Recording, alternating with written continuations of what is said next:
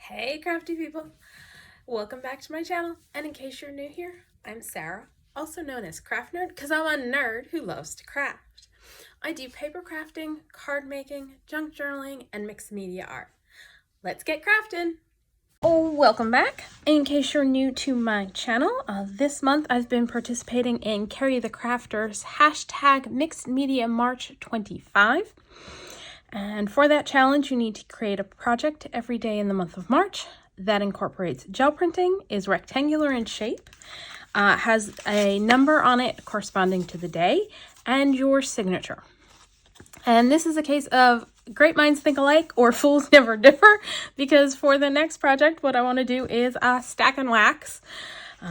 And I had thought about it, and then I saw a video by Crafted by Christy. I'll leave a link to her video down below where she incorporated punches in her stack and whack, and I was like, ooh. And then a few days after her video was up on YouTube, Nelly was doing stack and wax. So apparently it's just that season. So if you are not familiar with stack and wax, what you need is a set of your decorative papers, which all of mine are gel prints on index cards.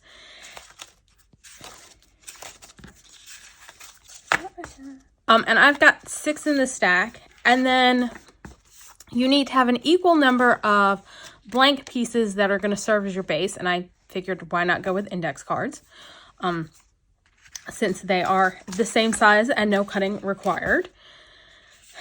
And so I've got 6, I've got 6 in this stack. And then what you need to do is you stack up all your papers, which here, let's do a quick flip through. Got that one. That one. This one was used with made using lace. That one I think was a stamp.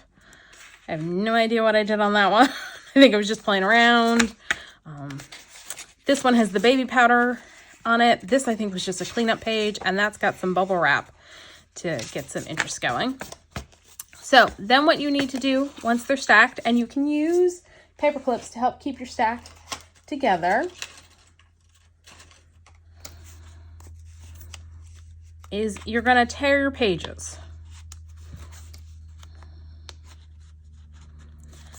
So I've got them all stacked, and I'm going to do my first tear.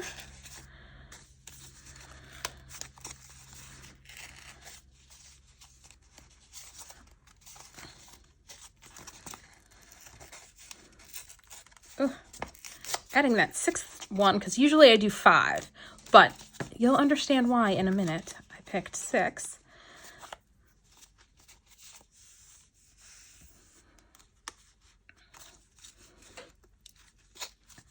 And then we're going to tear again. So we've got 3 pieces. Then I'm trying to decide. Give me one sec. Okay, I had a bit of a think because in the Crafted by Christy video, she used her punches to punch a square and a circle out of 2 of her pieces. And I was thinking I wanted to use dies. Now, if you're going to use dies, what you're going to want is a die that cuts out a single solid piece. And these dies are the Sizzix coordinating dies that go with the Holtz Entomology stamp set. And so I was thinking I might go there and put one there, and then do another rip down here, because you also want to have ripped pieces, or in this case cutouts, in the same number as pieces of paper. So I need 6 tears. So if I was not doing the dies, I cut these 2 in, like rip these 2 in half, and then I'd have 1, 2, 3, 4, 5, 6 pieces. But because I'm doing the dies, this is 1 piece, and then the butterfly will be 2, butterfly 3, base 4, 5, and 6. So what I'm going to go do is die cut out my butterfly from all of these pages, and then do the same for all of these pages, and then I'll be back. Okay, so I've got all of my die cutting done. I'm going to lay out my 6 pieces of paper. This is where it gets a little tight space-wise.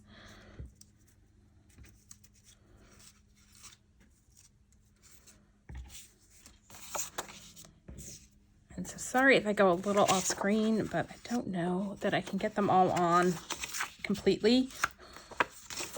Let's see. Almost. All right, so now you should be able to see the tops of everything. So what we're gonna do is we're going to take our top stack and we're gonna go 1, 2, 3, 4, 5, 6. Then we're going to take our little butterflies and we're going to go 1, 2,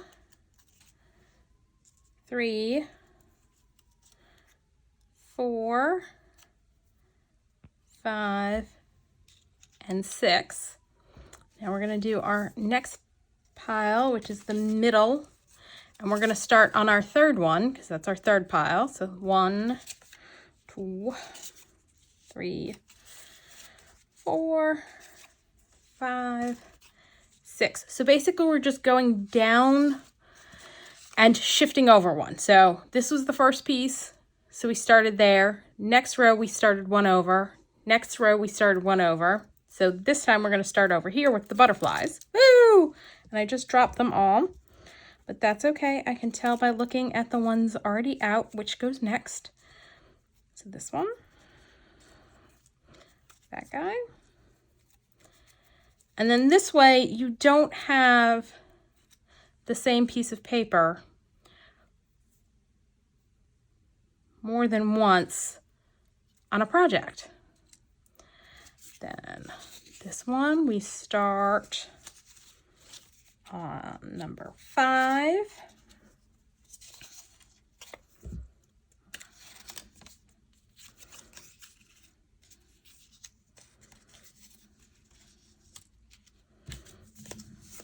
And then our last stack, we start on the last one. And then go back to 1, 2, 3, 4, and 5. All right, so now we've got to put these guys together. So I'm going to shift them out of the way. So we're just working on one at a time. And I'm probably only going to do one on camera so that this doesn't have to be a very long video of me just gluing pieces of paper down.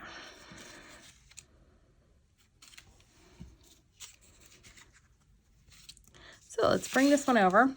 I want to ink my edges because I don't love the white showing on where we have the tears. So I'm going to use some Distressed Oxide Cracked Pistachio. I figured that one would work best with all of the pieces. And I'm not worrying about inking the edges at this point because I can do that after everything's glued down. I'm just getting our tear lines.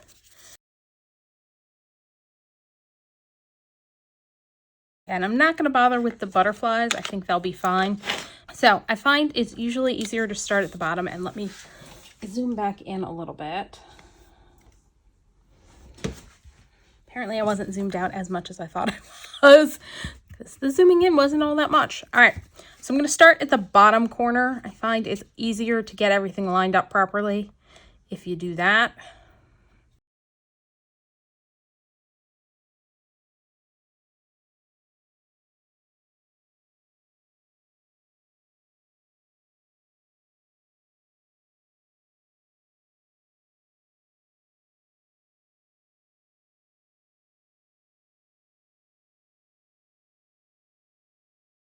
And just make sure you get all of the edges around the butterfly glued down well. And now let's glue in place our butterfly.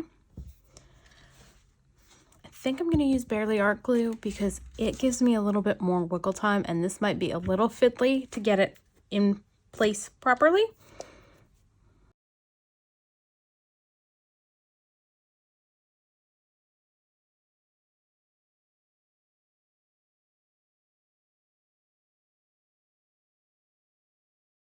Oh, that's kind of cool. I like that. All right, let's do the last 2 pieces.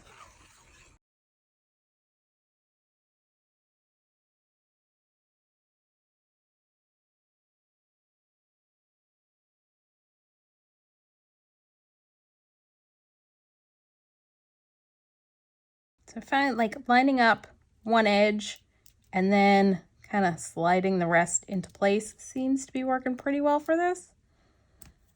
And yeah, definitely glad I'm using the Barely Art glue because it takes a little bit longer to grab than my art glitter glue.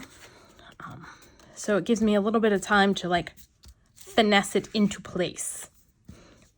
Or, you know, force it to cooperate. Depends on your point of view. All right, let's ink around the edges.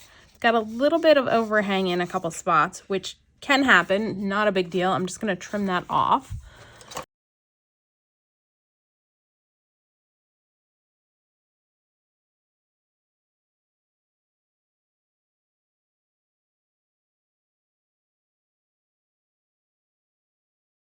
I really like how that came out. That is so cool. I'm gonna go ahead and assemble the rest of them off screen because I don't think you need to see me gluing pieces of paper down on 5 more of these. And then I'll be back and we'll decorate one of them.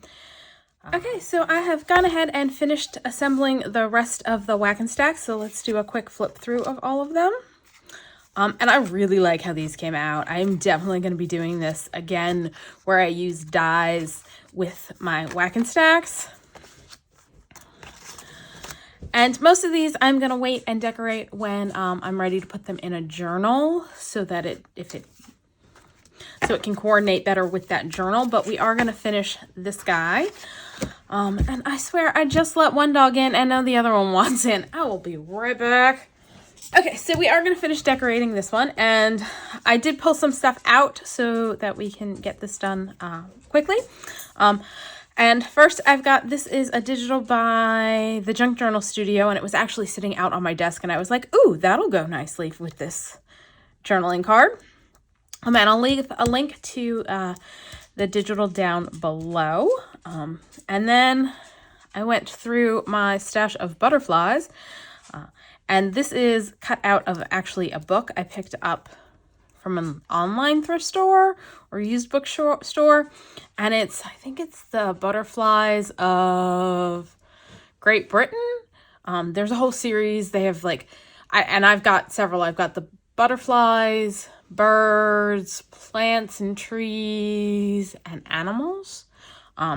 So that's where I got that guy, and he's going to go here. And now we need to add our number, and I decided what I need is something round, and I'm just going to use a scratch piece of paper. So yeah, I was testing it out.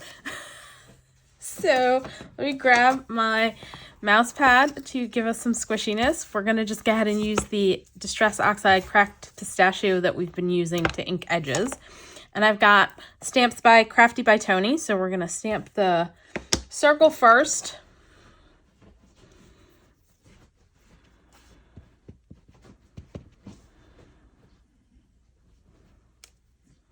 That came out good. And now we are going to stamp our numbers. So I've got out a 2. And I have the 6. And these are also by Crafty by Tony. And I'll leave a link to her Etsy shop down below as well.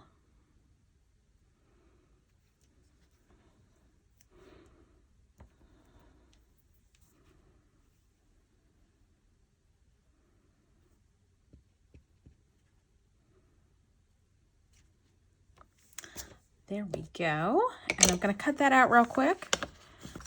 So we've got our little 26. I think I'm going to stick that there. And cheesecloth is calling to me. I think this color, which is probably,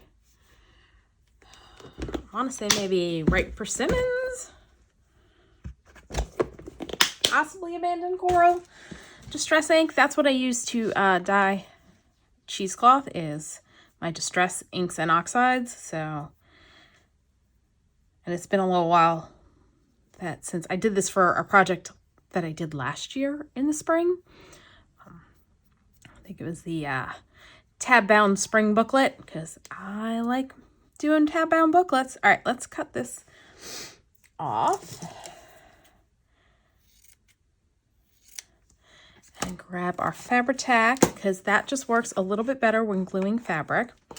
I also, before we glue this down, want to knock back the whiteness of this just a little bit. So I'm going to use some antique linen.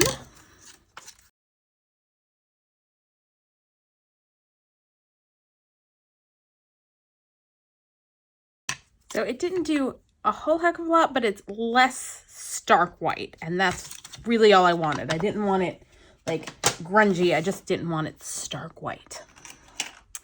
Okay, so what I'm gonna do is glue the cheesecloth to the back of the label.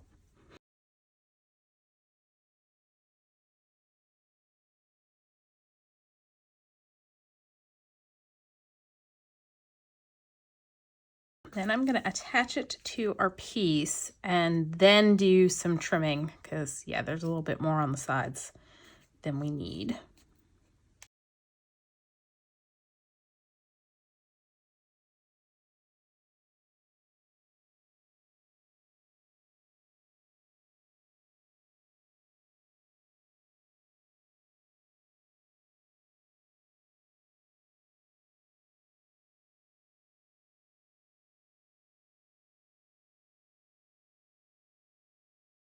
I like that. Let's get out a pen and sign our initials.